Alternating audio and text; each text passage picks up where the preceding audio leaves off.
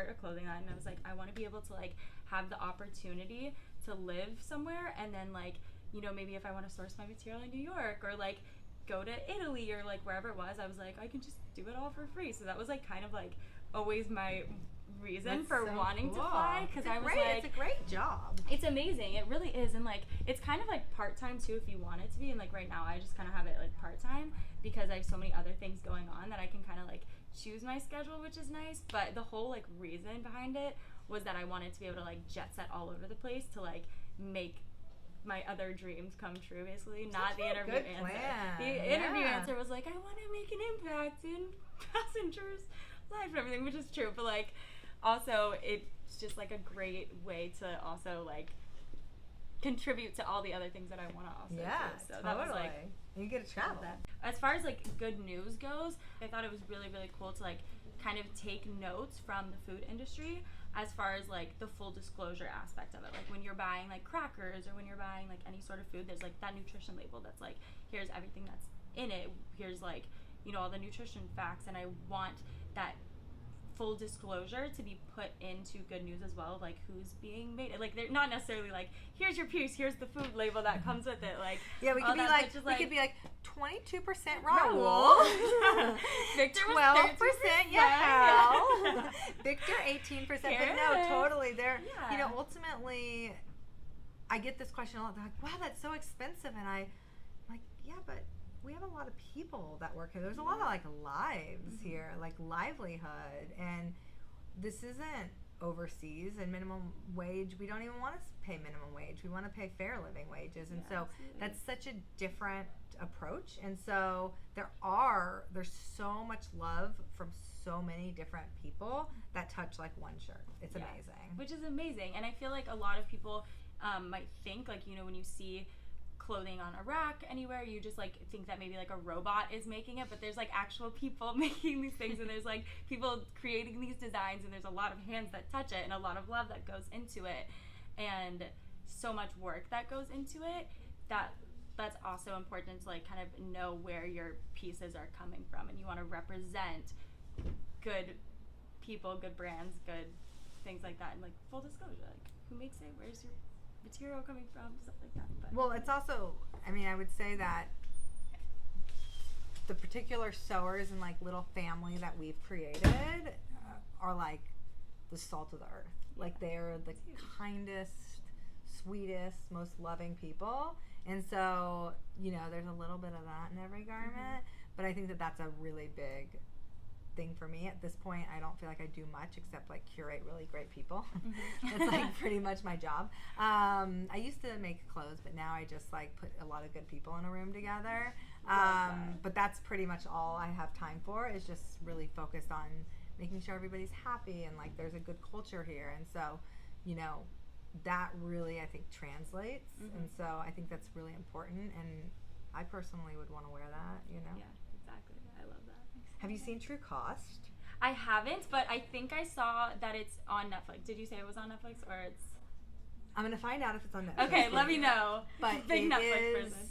So important for you to see, because it's mind blowing, like what is going into our garments, because it is the true cost of, you know, the chemicals used to make cotton grow faster is insane, and how many people have cancer because of those chemicals, and you know, just what is the true cost to our environment and to the people that are like living in, you know, places where stuff is mass produced.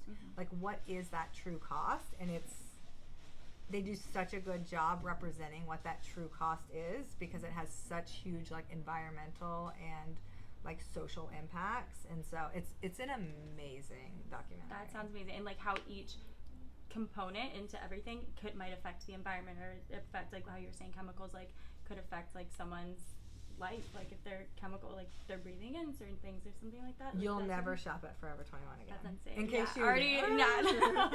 But you'll never will be able to walk into H&M and like buy a shirt, because and it really changed the way I like purchase clothes too. Like pretty much everything I'm like wearing is like probably made in LA. but yeah, I'm just not able to, even for my kids, and they grow so fast, so I'm kind of like tempted by the Gap. I'm like, wow, half off of half off of half off. Like, that sounds amazing. $3 for a pair of jeans. $2.99? Like, why don't I buy it? Yeah. But I just can't do it anymore because it's just so toxic, you know? And so I think it's good to support small brands. I love that. I always say that too. You vote with your dollars. And so, like, where you're spending your dollars, you're voting towards, like, whether like it's a small company that's like keeping them afloat, or like can I steal like that? Yeah, take it. It's yours. Oh Vote with your dollars. I love I've that. always said that. I'm like, we have to be so conscious of where we're spending our money, because like what we're putting our money towards, we're voting with, and like indirectly, and you might not realize that like the $3 pair of jeans that you bought is voting for more like, $3 pair of jeans. Yeah. And then the more we put or our money food. towards I think your like analogy to the food industry is so spot on, because the food industry also, like, you know, you don't have to buy organic, you don't have to shop local, but it's just you feel better, you know. And also like back then, organic and clean food and all of that, it wasn't very popular, but now as it gets more popular, like the price of organic does go down, because it's like, so I feel like it could be the same way with clothes. Like, I don't know, people can figure out a way like to just make it work. Yeah, it's true. Like the more demand there people is for it, then also like the pricing could come down as well. So spend your money on small businesses. Yeah, exactly. Well, I think also you're more attached to that, like we do denim with, like, you know, like a mother's jeans. Like, I know they're made properly, like they fit great. There's like, I love those jeans. They're awesome. So I'm okay wearing them 7 days out of the week. You know? I mean, I do wash them, but you know, I don't need 12 pairs of jeans. So it's okay to spend almost $300 because you don't need as much, I think. And so I think when you are buying the $4.99 shirt, like, you're probably not as attached to it, but when you save up for, you know, the $199 shirt, maybe you have like more of an attachment to it, that you don't buy that many of them. And then that contributes to waste too. Like, if you buy like the jeans that are $4, when you're over them or you wear them one time, you're like, oh, I don't feel bad about it, and you can throw it away because you're like, it costs $4, and then you don't feel bad throwing all of that away. Whereas, like, again, like the true cost was way more extensive than just $4 coming out of your bank account or your wallet. So like, there's like no attachment to it. You just let it go because you're like, $4. That's all it means to like the person that owns it. But like, crazy. Well, let's make your line. Yay! Let's do it. Good news. 2020. Hopefully 2020. Hopefully we'll try to make it 2020. You want to do a tour? Yes, let's do a tour.